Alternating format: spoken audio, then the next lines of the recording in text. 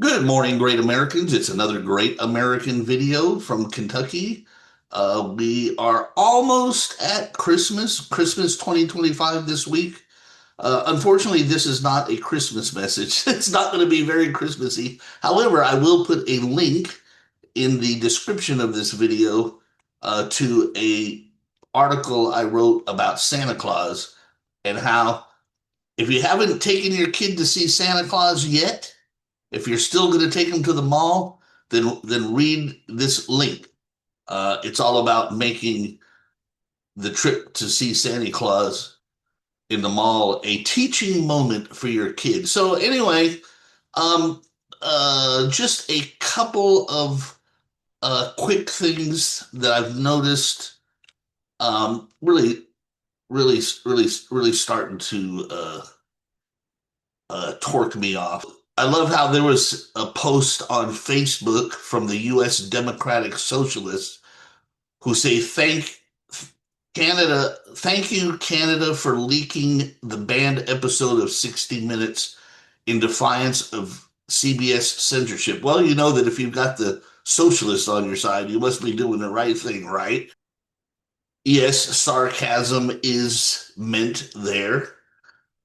Apparently, Jimmy Kimmel is delivering a Christmas message to the United Kingdom, crying and whining about fascism, and uh, of course, it's the fake fascism that's concocted into the brains of liberal freaks, and he's also crying about censorship, which is quite amazing because he seems to be allowed to say whatever he wants to say, no matter how stupid and ignorant it is. So, yeah, what an asshole. Let's see what else. I love this post on Facebook. There are no illegal actions. There are no illegal people. Sorry, moron. According to the law, an illegal alien is a non-citizen who is in the country illegally.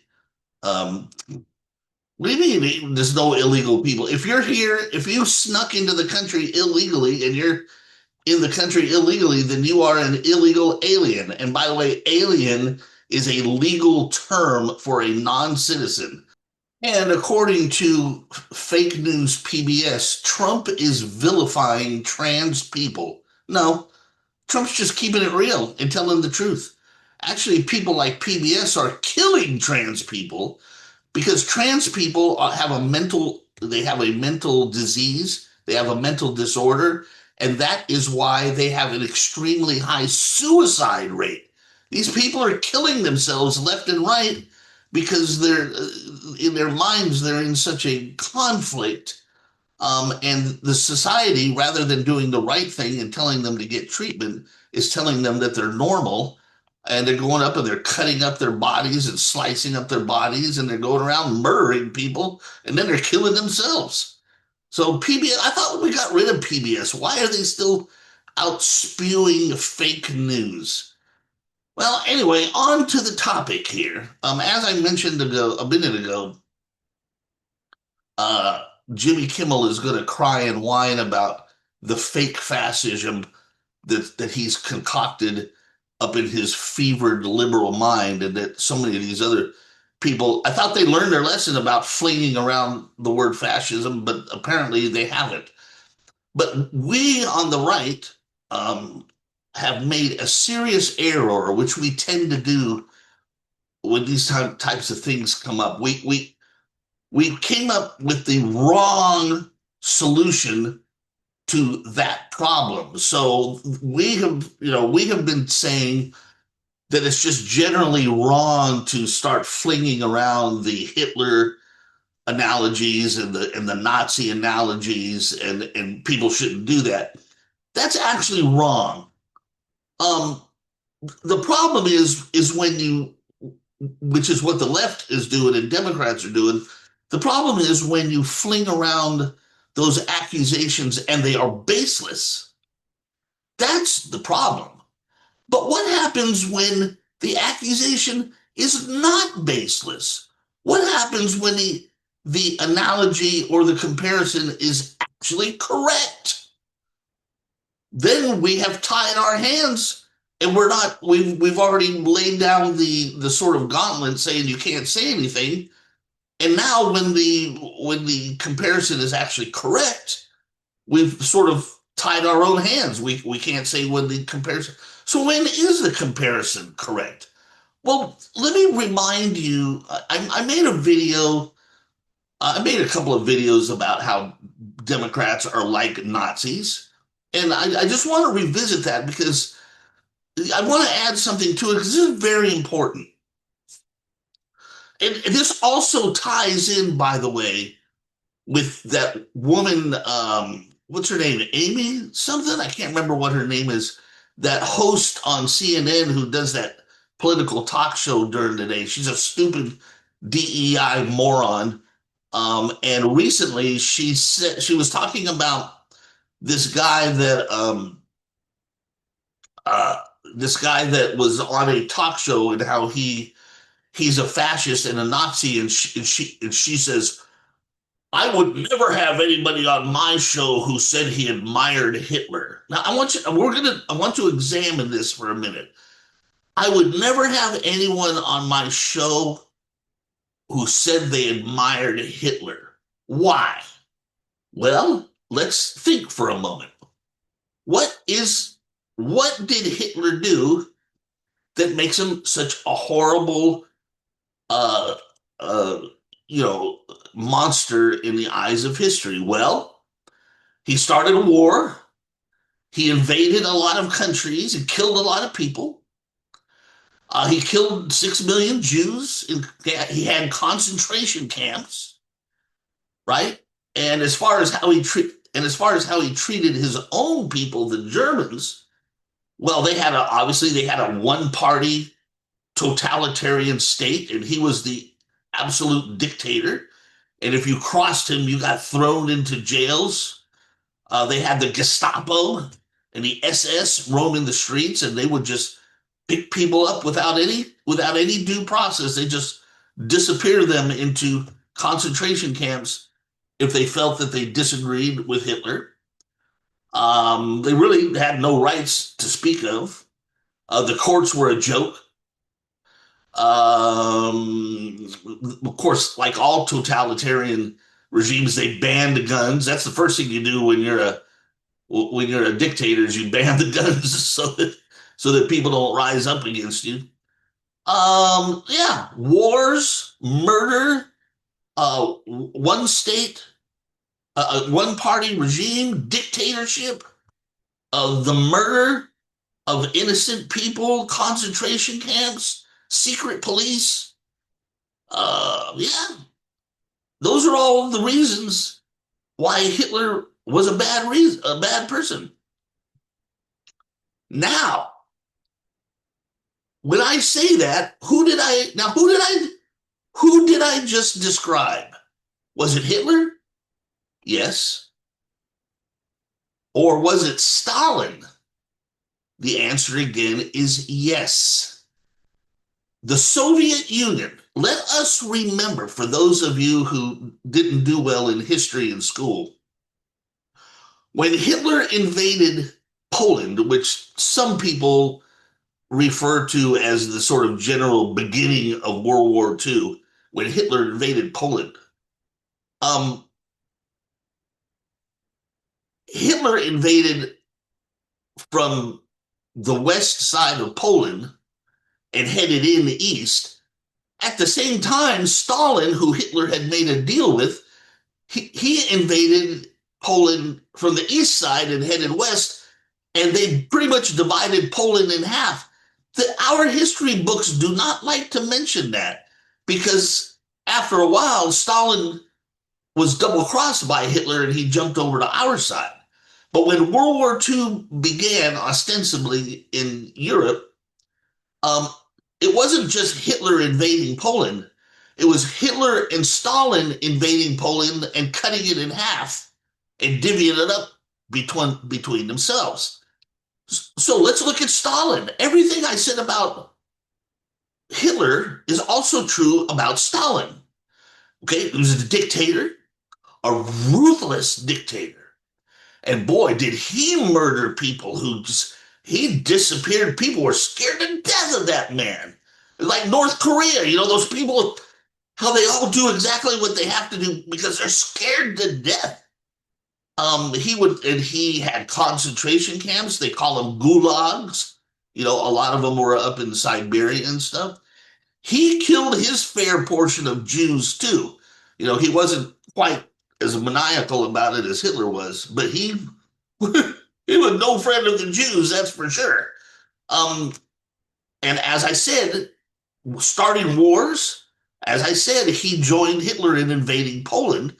And prior to the Polish invasion, when Hitler was picking off Austria and Czechoslovakia and intimidating them into joining Nazi Germany, Stalin was picking off Estonia and Latvia, the Balkans.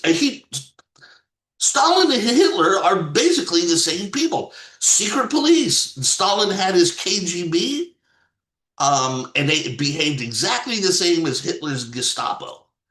Confiscation of guns, that goes without saying. Like I said, every dictator does that. No free press, no rights, one-party dictatorial rule.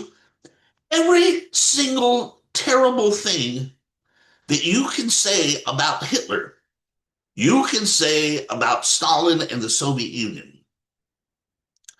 But guess who's a big admirer of the Soviet Union? It's the left. It's Democrats, and especially socialist Democrats like Bernie Sanders. Bernie Sanders spent his honeymoon in the Soviet Union.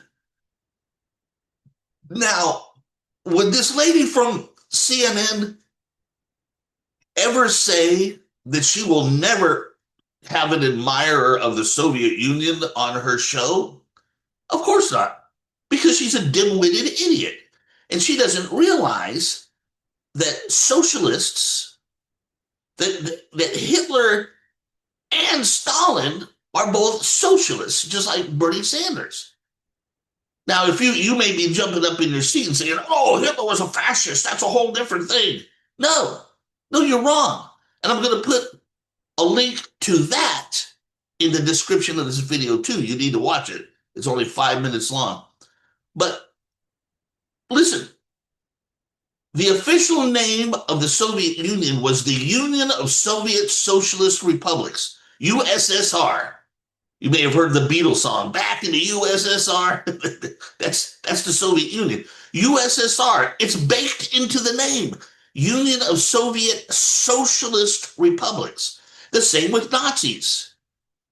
The National German Socialist Workers' Party. When you translate it into German and then you take the letters, it becomes Nazi.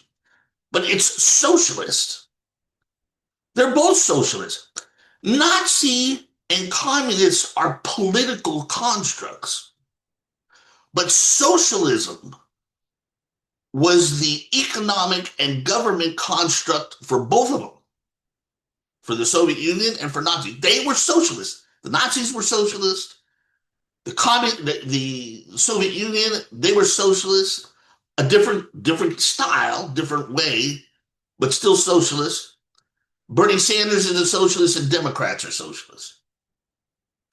Now, I told you that in every horrible way, Stalin was exactly like Hitler. What about the Democrats?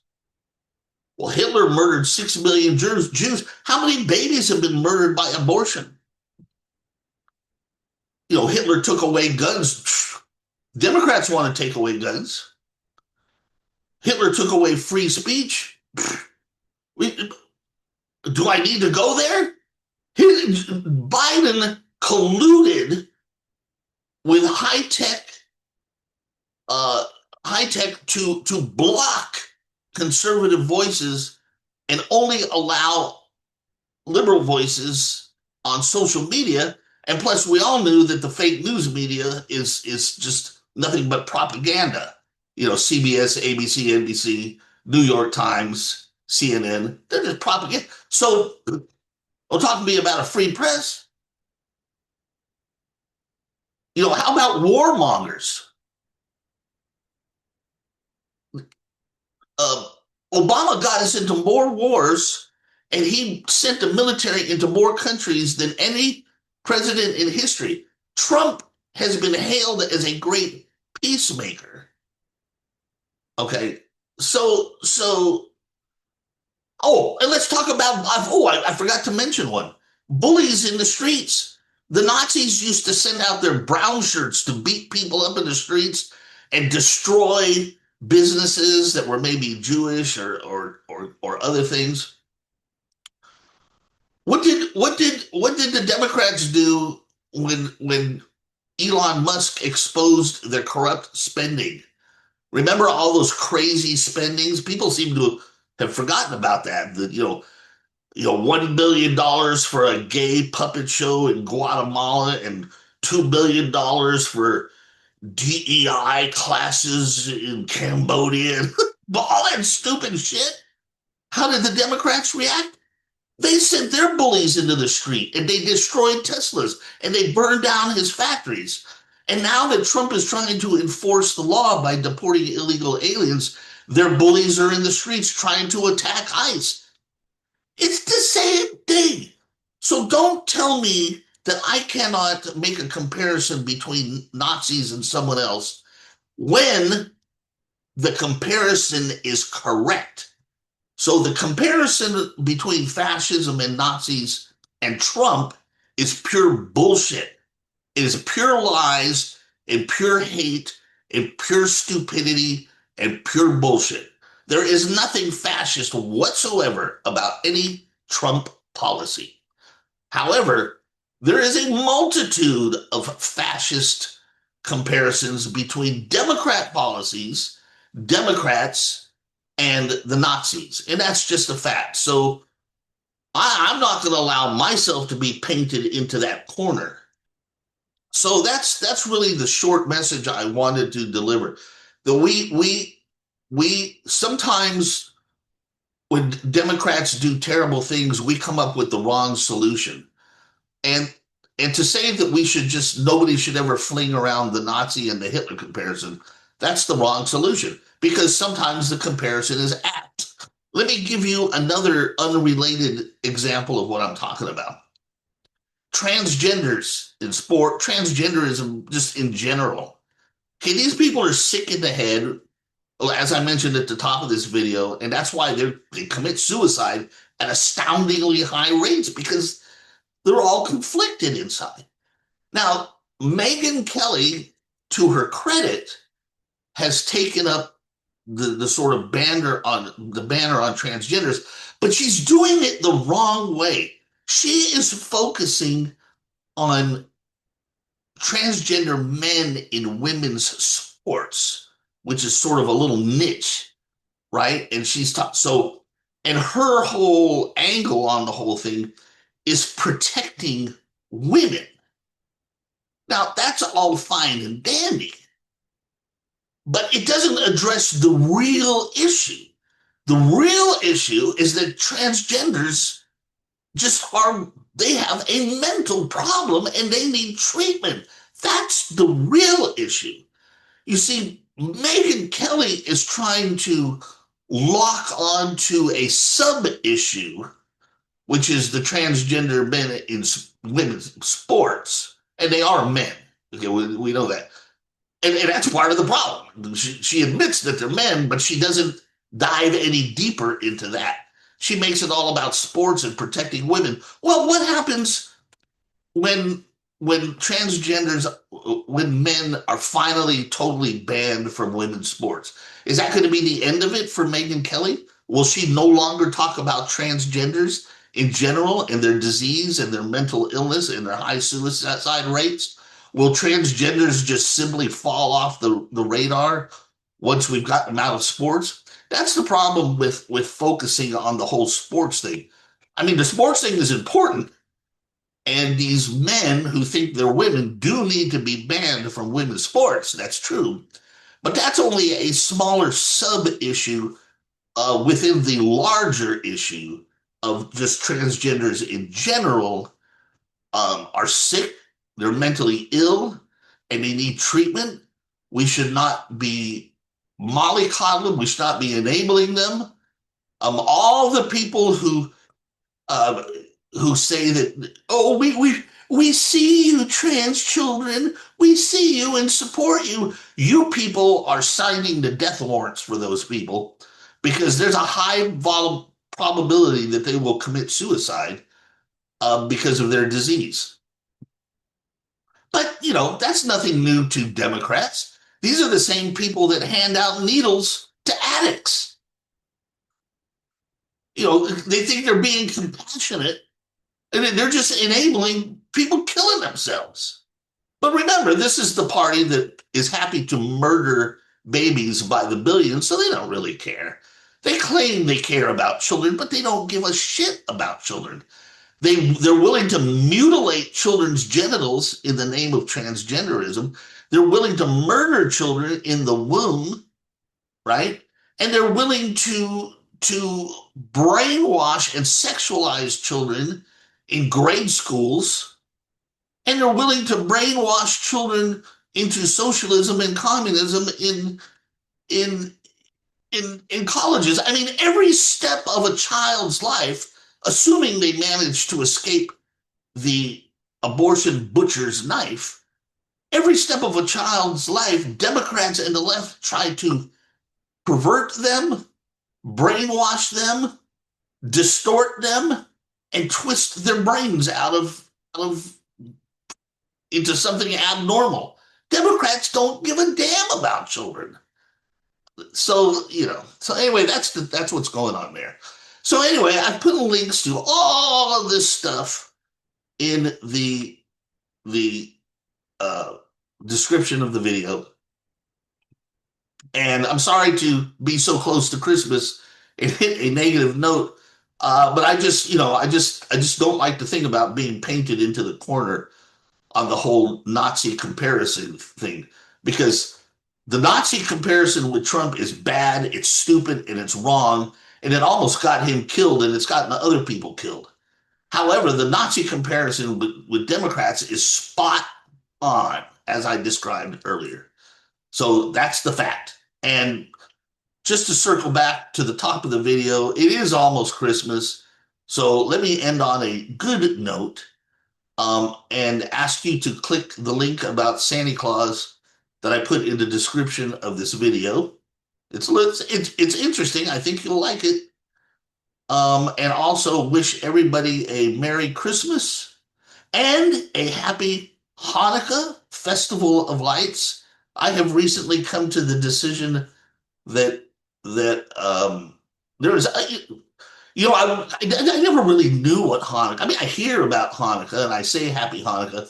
I never really knew too much about Hanukkah, but after I recently studied up on it, I realized that it's really a little piece of Jesus's own history, right? The events that surround Hanukkah took place probably between, close, maybe around 150 years prior to the birth of Christ, give or take a few years, I don't know. And it was probably part of his, being a child growing up. So, I see nothing wrong with celebrating Hanukkah at the same time as celebrating history, because one does not really conflict with the other. So as I said, Merry Christmas and Happy Hanukkah. And of course, Happy New Year. Going into 2026. Remember our theme. I'm going to put a link to this in the video, in the description too. 2026, vote red. 2026, stay the course, stand with Trump. Trump has risked all, including his life, to save America, and with all his great successes, he has earned our loyalty, and we need to give him the tools he needs to be successful, and that means voting red in 2026 and giving him overwhelming majorities in Congress. Did you vote for Trump? If you voted for Trump, then at least give him the tools that he needs to succeed. That means get out the vote to try and make sure that everyone votes Republican so he can have the tools he needs because man, it's sort of shaky. It's sort of dicey over the Congress right now. And we need super majorities in the Congress for Trump to be super duper successful in the brief time he has left. So that's what's so happy New Year and going into 2026. That's the course we need to set. Merry Christmas, Happy Hanukkah, Happy New Year. I will see you in the next great American video. Adios, muchachos.